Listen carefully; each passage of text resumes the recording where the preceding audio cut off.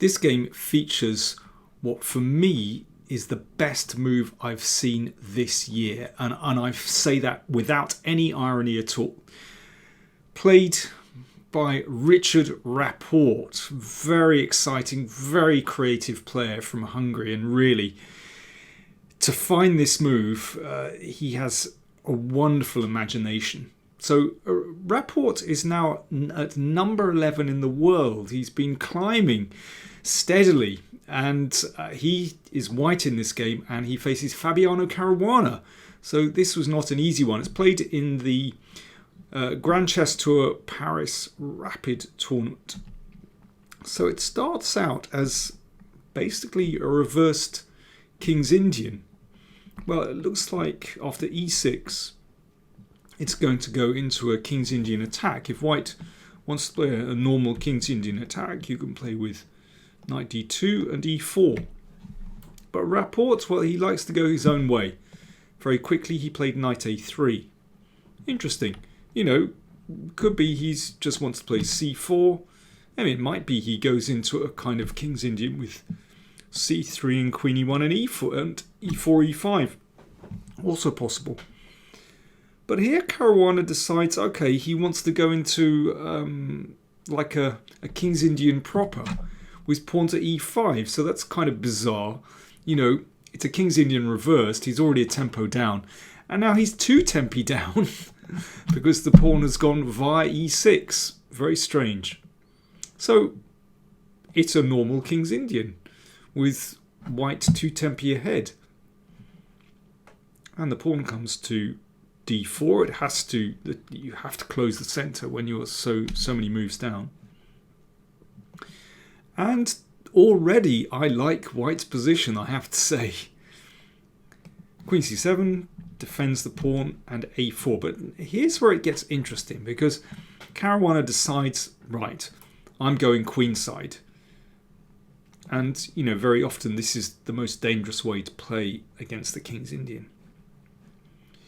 b3, that means you can recapture with the b pawn, and castles queenside. So now it gets really sharp with kings on opposite wings. Very exciting. But knight g5 basically shows why this is a nice position for white, because we're already chasing down that bishop. I guess you could go bishop g4 here, but the bishops are going to be exchanged. And that knight looks wonderful on c4, which is why Caruana eliminates it. But that means that these light squares, if white ever breaks through, then that bishop has no opponent. So a double-edged decision, but Caruana felt he had to do it. And at least he has a firm grip over the centre. f4, our King's Indian move. King b8, the king takes itself off a light square. And now rook b1 from Rapport. That is a very sneaky move, looking down at the pawn on b7. So watch this. The knight is pushed back. Now if pawn takes pawn, what does white play? Well, that light squared bishop comes to life after e5. A very typical King's Indian type sacrifice, and white breaks through on b7. Not difficult, but an illustration of the fact that black is lacking a light squared bishop. So you've got to take care with black. The position when it opens, that bishop turns into a monster. h5. Okay, Fabiano wants to fight back on the dark squares. But knight h4, the knight wants to come in here, and obviously g6, well, that's, you can't contemplate that with the loose knight on f6. I mean, black could fall back here, but it's obvious that white has the initiative. This is a fun position for white to play. So Fabiano decides to play knight g4. The knight comes in, pawn to g6, and white exchanges knight for bishop, queen e2, so covering that square, that's important. And now basically Caruana has decided just to give up a pawn. It means at least he's managed to secure his centre, secure the pawn on e5, and get rid of one of those bishops. But, you know, this is a clear pawn up for white. White is just better here. And the f-file, of course, is very important. You know, Rapport can use that as the, you know, the motorway into black's position. You know, at some point, these are going to be the entry points. And white's centre is secure. That's a nice clump of pawns. Rook d8, queen g5. So not only is the idea at some point to penetrate on one of these squares, but also the fact that g6 pawn is weak as well. And let's mention the pawn on e5 too. So Rapport is better here. He's a pawn up and he has a plan. Caruana really can't do much against that lovely central pawn clump. h4, good move, and so typical of these positions. Makes room for the bishop to come out to a nice diagonal where it has serious influence on the position. Imagine if we could get that bishop into d5. Wow, that would be something. a6. So Caruana just wants to make sure his king is safe. Now there's a bit of shuffling going on in this position because Rapport isn't quite sure about what to do here. He's maybe covering this square. But Rapport has options here. Caruana has to just sit tight for the moment, and at least he's improved the position of his king. His king is a bit safer. The queen goes back, looking at the pawn, and Caruana has to retreat the knight. Bishop h3. So Rapport has improved his position. That bishop is now on that splendid diagonal. Queen a5. Now things start to happen. So previously Rapport had brought the queen back to d2 to prevent queen a5, but he's allowed it and he's coming in on the king side. So basically he's preparing to put the queen on g7 and then there'll be an attack on b7, and that could be very, very strong. Therefore Caruana shuffles back with the queen. You see, he's under pressure. And now rook f1.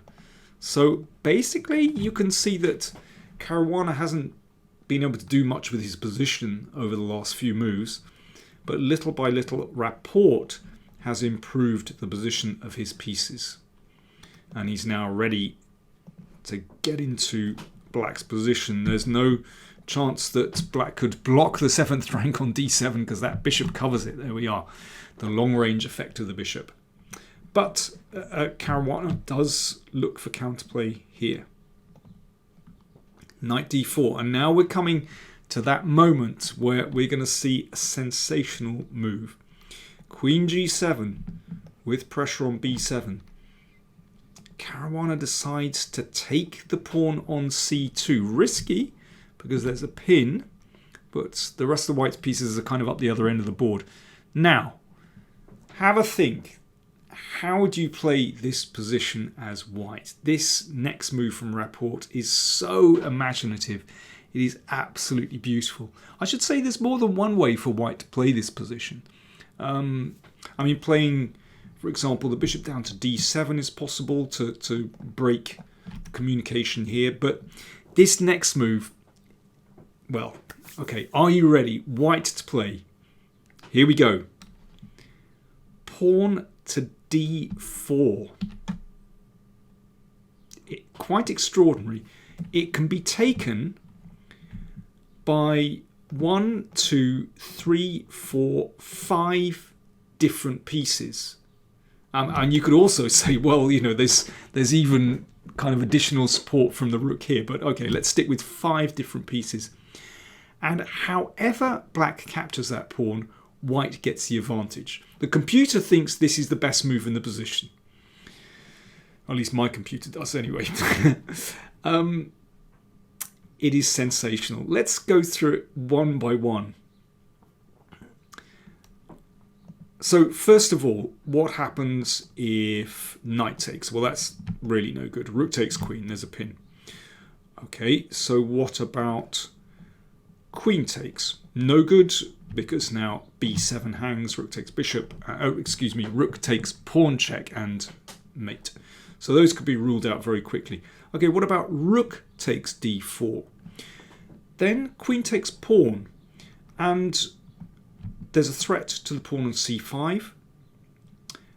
The rook is pinning the knight. Basically, black is overloaded here. Black can't defend the pawn on c5 successfully. If the queen comes back, then rook takes knight. And b7 is soon going to cave in. That's a winning position for white. Notice also that that rook is pinned here. So rook takes c4, queen takes b2. Basically, black's position is collapsing there. Okay, and finally we have pawn e takes d4. In this position, that just opens things up for the e pawn. Now you could just push that e pawn through, and that's winning for white. But let me show you this variation, which is even better. Pawn up. Now, because this diagonal is now open, there's an attack here. So black is overloaded in this position. So, for example, rook takes knight is threatened. So rook b8 defends the pawn on b7. Now, queen takes pawn. More pressure on the knight. So d3 stops that. And now rook f6. Threatening rook takes pawn mate. It's fantastic how white's pieces just sort of have these laser beams towards the queen side, and yeah, beautiful long range pieces. And if knight b4 protecting that pawn, then rook b6 and b7 caves in and mate follows. What an effect that has. You know, pawn takes pawn, e5, opening up that diagonal. Absolutely brilliant. So in the game, Caruana played c takes d4. That's the fifth move, basically, the fifth capture. Pawn c5 pushes the rook. And now Rapport played rook c7. It's a good move, but the simplest move is just to bring that queen back into play, just to take the pawn on e5. No, of course, that wouldn't be possible with the pawn on d3. Basically, that pawn blocks black's queen. So that's the point of it. And let's say queen b3. And here, very nice, white can force checkmate quite quickly with rook f8. So rook takes, rook takes, and queen b8. I suspect that this idea with rook f8 didn't really occur to Rapport, because in this position, of course, he's been concentrating on attacking the b7 pawn. So, you know, short of time, remember it's a rapid game, he probably was just, concentrating on b7 and didn't think to switch to the 8th rank. It can happen very, very easily. So in this position, he played rook c7. So he's still trying to break in on the 7th rank, basically. Rook g8. So if queen takes rook, then rook takes rook. And now he played queen d7. Once again, queen takes e5 is still very good for white. But he played queen d7. And now, basically, the game just descends into pure randomness. It's absolutely mad.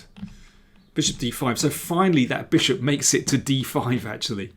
But black is all right here. And in fact, well, you know, my computer thinks that after a5 the position is still roughly level, but it's kind of irrelevant. It's just so complicated. In fact, after king h3, Caruana is now better if he'd found knight e3 eliminating that bishop. But anyway, It's a rapid play game. Queen b1 played. Of course, your first instinct was to attack with your queen. Very understandable. And of course, black already has a draw here. Caruana pushed it with d2. He's looking for a little bit more, but after c6, of course, these threats are quite serious. So at that point, Caruana forced a draw by perpetual check. So unlucky for Rapport that this splendid idea with d4 wasn't crowned with success. But really, that, I can say without any irony, that's my move of the year so far. It's absolutely brilliant.